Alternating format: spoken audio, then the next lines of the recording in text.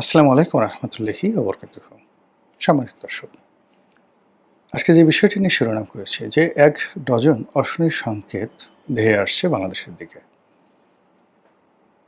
এখন এটাকে আপনি আসলে ধেয়ে আসা বলতে না বলে আপনি একথাও বলতে পারেন যে অশনি সংকেতগুলো আসলে ধেয়ে আসছে না, ঢুকে গেছে এবং চারিদিক থেকে এটি অনেক কিছুকে গ্রাস করে ফেলেছে।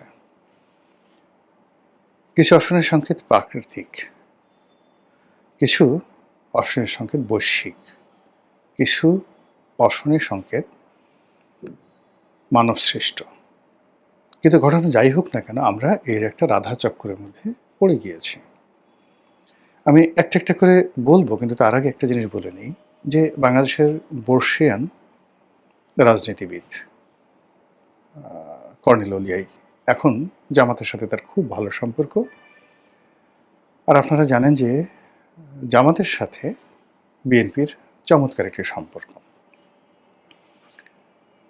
২০০১ সনে জামাত এবং বিএনপির যে সরকার ছিল, সেই সরকারে জামাত এবং বিএনপির মধ্যে যে রসায়ন ছিল, সম্পর্ক ছিল, সেটি ছিল একটা অ্যাঙ্গেলের।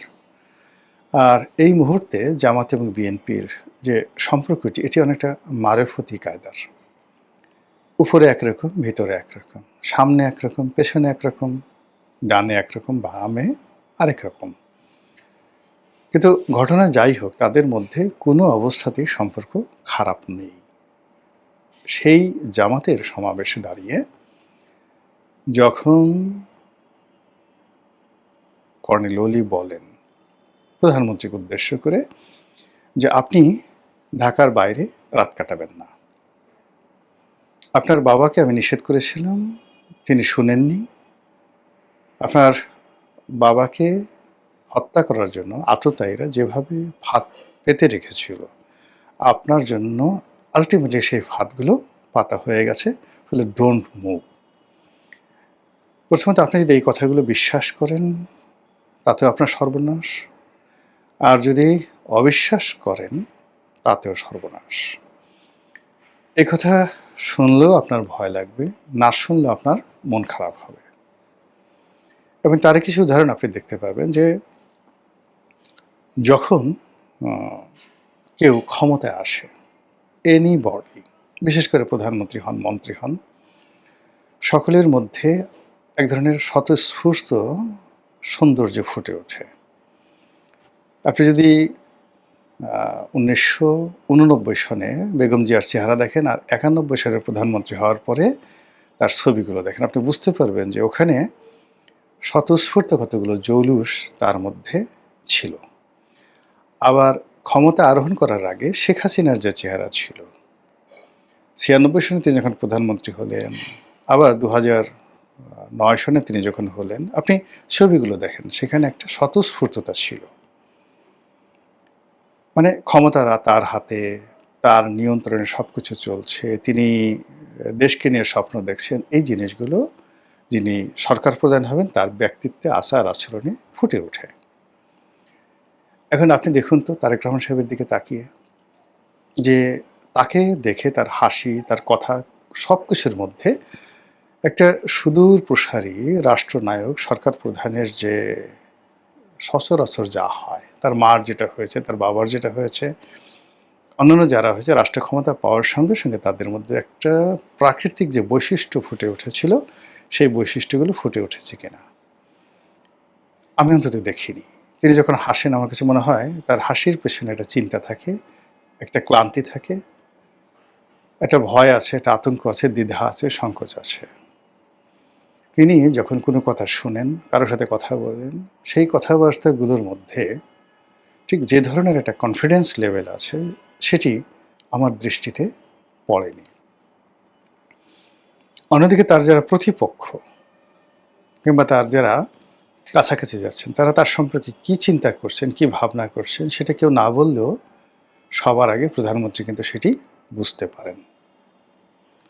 তো এই হলো প্রধানমন্ত্রীকে কেন্দ্র করে যা কিছু হচ্ছে, এটার দ্বিতীয় ধাপে আসেন মন্ত্রিপরিষদ। আপনি দেখুন তো, একজন মন্ত্রী, মানে হয়তো ২-৩ জন মন্ত্রী খুব দৌড়াদৌড়ি করছেন, শালম সাহেব দৌড়াদৌড়ি করছেন, স্বাস্থ্যমন্ত্রী দৌড়াদৌড়ি করছেন, তারপর শিক্ষামন্ত্রী দৌড়াদৌড়ি করছেন, এই তো?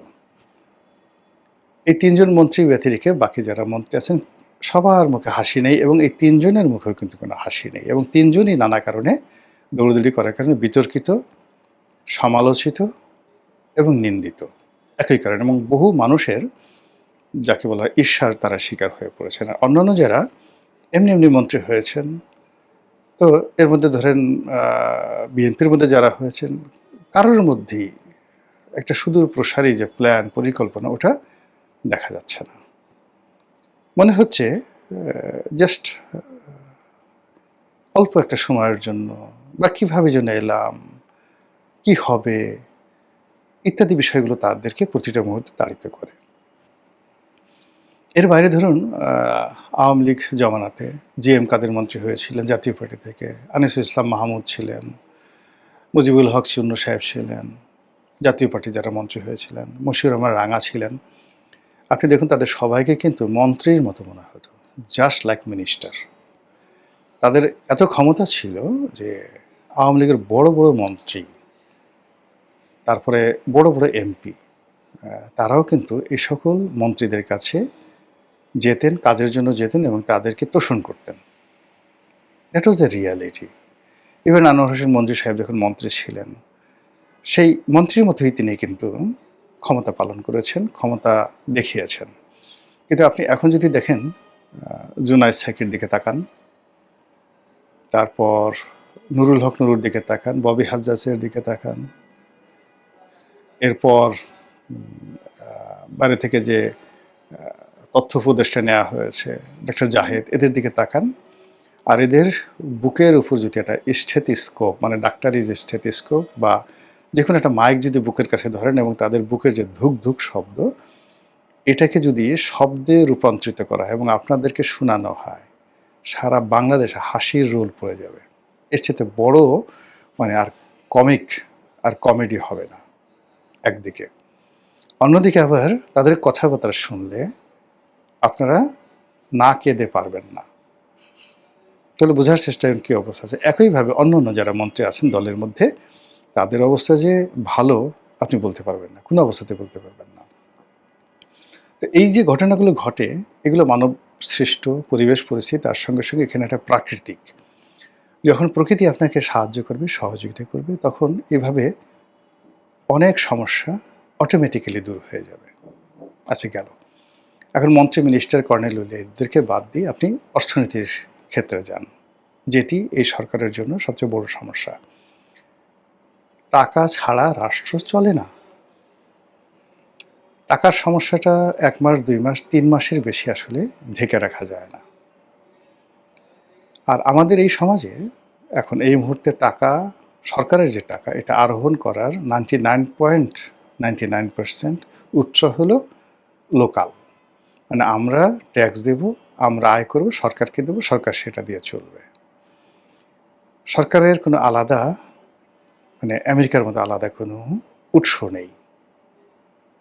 তার ট্রেড অ্যান্ড কমার্স নেই, তার এমন কোনো প্রোডাক্ট নেই যেটা দেশের বাইরে সে সেল করে নিতে পারে। তার এরকম কোনো সফট পাওয়ার নাই, প্রযুক্তি নাই। তার এমন কোনো মেশিনারিজ নেই ইউরোপ আমেরিকার মতো যে মেশিনারিজের কারণে হু করে বাংলাদেশে টাকা আসবে। শুধুমাত্র আমেরিকা কিংবা সুইজারল্যান্ড, মোনাকো, সাইপ্রাস, সিঙ্গাপুর, এই সকল দেশ পর্যটন নয়, মানে তাদের ইকোনমিক সিস্টেমটাকে এমনভাবে করে রেখেছে যে সারা পৃথিবীতে যে সকল দেশে ধনীরা জন্ম নেয়, তারা সবার আগে সকল দেশে বিনিয়োগ করে, এটা বাড়ি করে, এটা গাড়ি করে এবং এই সকল দেশে বেড়াতে যায়। আপনি শ্রীলঙ্কার মতো একটা দেশ শুধুমাত্র টিকে আছে এবং এই যে রিভাইভ করলো একটা মাত্র সেক্টর দিয়ে, সেটা হলো পর্যটন সেক্টর।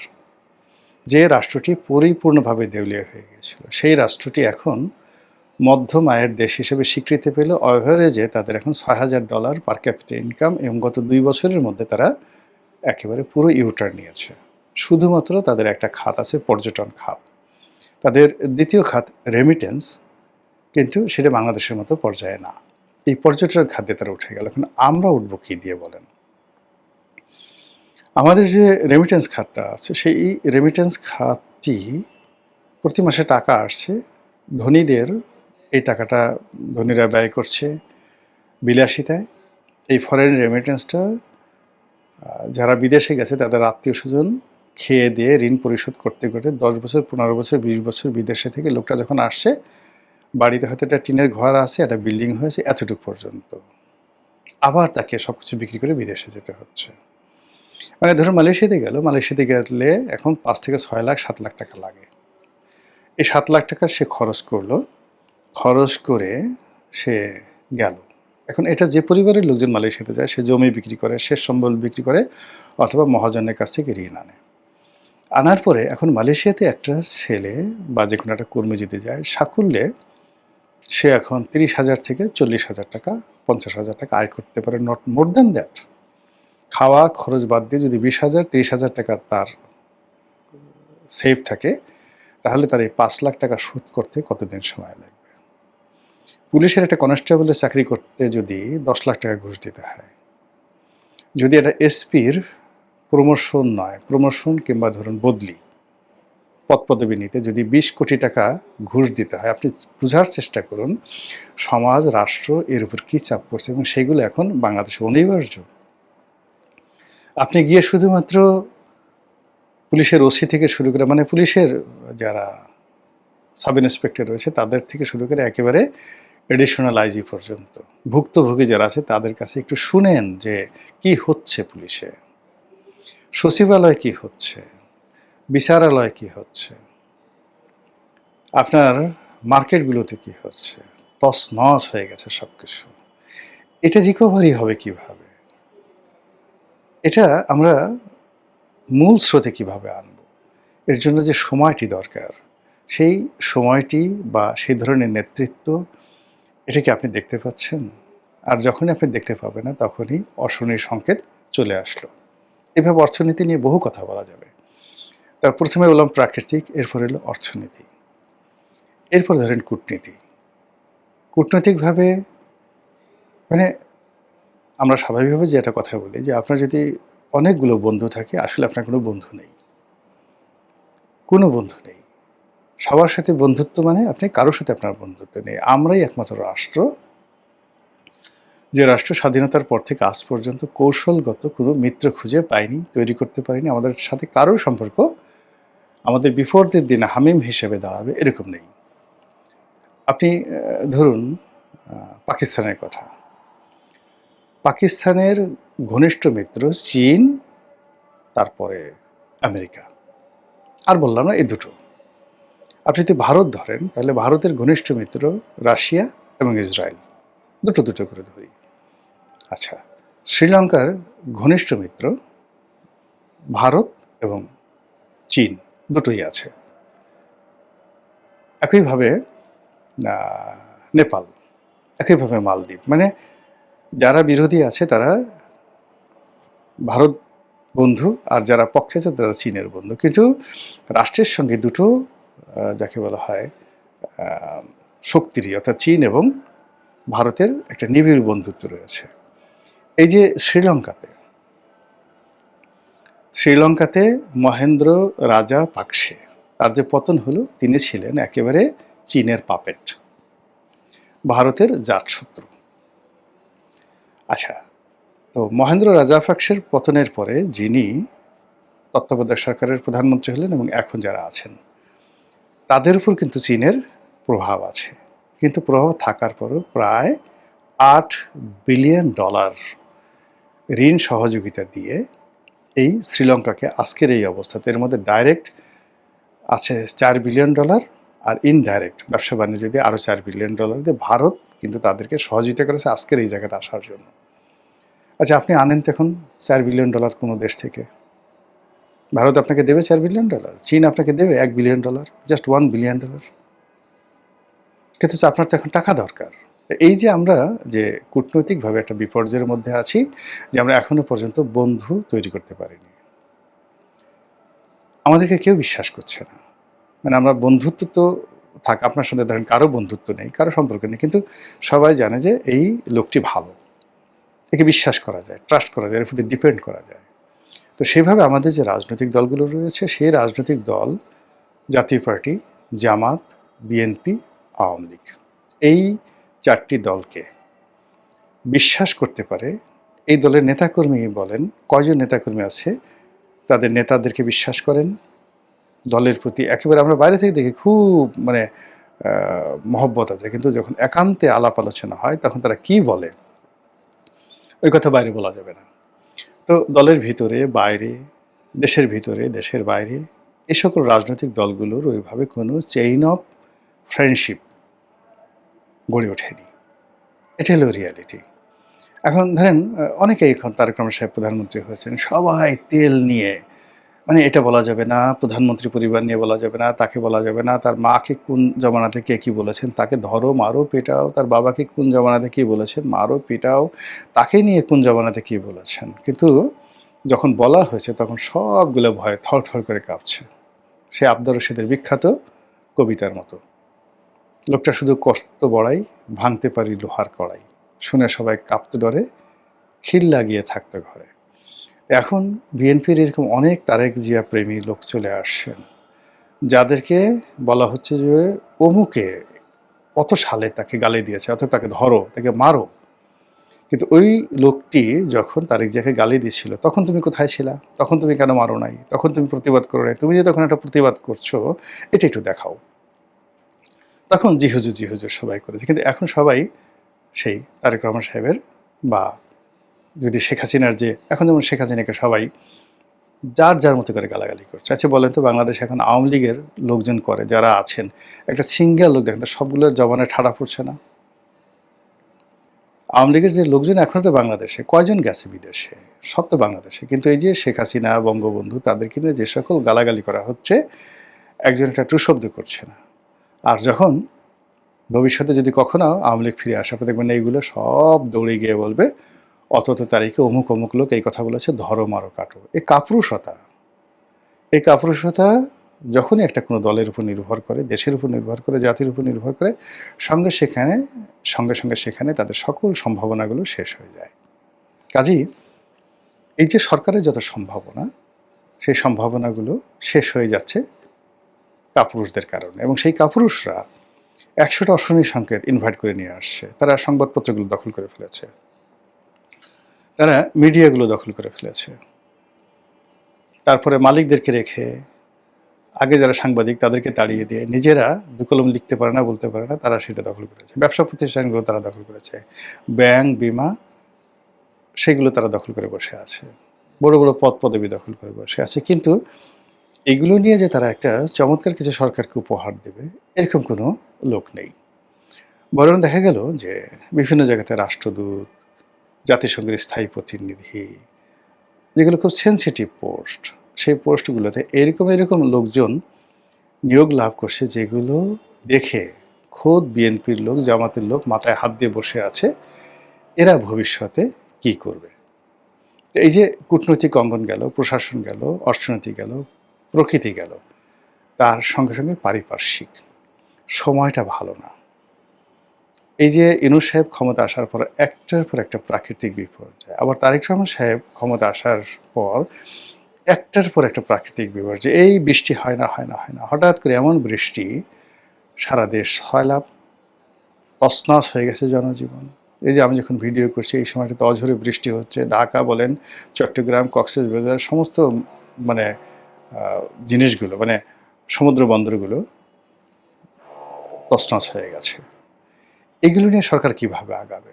কিন্তু যখন সব কিছু ওকে থাকে, গ্রহ নক্ষত্র ওকে থাকে, এই জিনিসগুলো ঘটে না। বৃষ্টির সময় বৃষ্টি হয়, বর্ষণের সময় বর্ষণ হয়। কিন্তু এখন এই যে অতিবৃষ্টি, অনাবৃষ্টি, যা কিছু হচ্ছে সব কিছু এলোমেলো। ইট মিনস যে আপনার যে অশনি সংকেতগুলো, সেগুলো চারিদিক থেকে ধেয়ে আসছে। এর থেকে রক্ষা করা যায় কীভাবে? প্রথমত আমল ঠিক হতে হবে, একিন ঠিক হতে হবে, চিন্তা ঠিক হতে হবে, ক্যারিসমেটিক পার্সোনালিটি থাকতে হবে, নেতৃত্বের অনুপম গুণাবলী থাকতে হবে, ম্যাগনেটিক পাওয়ার থাকতে হবে, ভিশন থাকতে হবে, মিশন থাকতে হবে, ইত্যাদি আরও অনেক কিছু। সেগুলো যদি থাকে তাহলে অনেক সমস্যাই সমাধান করা সম্ভব। মহান আল্লাহ আমাদের সবাইকে হেদায়েত দান করুন এবং হেফাজত করুন। আসসালামু আলাইকুম ওয়া রাহমাতুল্লাহি ওয়া বারাকাতুহু।